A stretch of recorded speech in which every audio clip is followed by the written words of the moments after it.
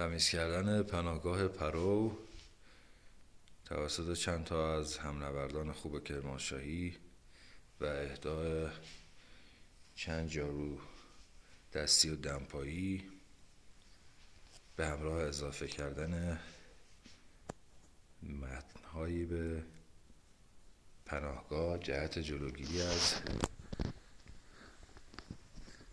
عدم بهداشت در این مکان.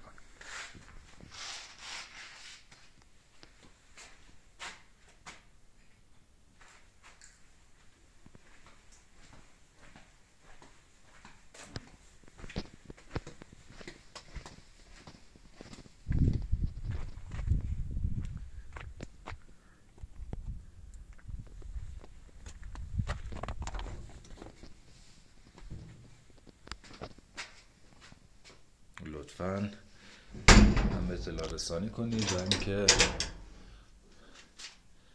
در صورت امکان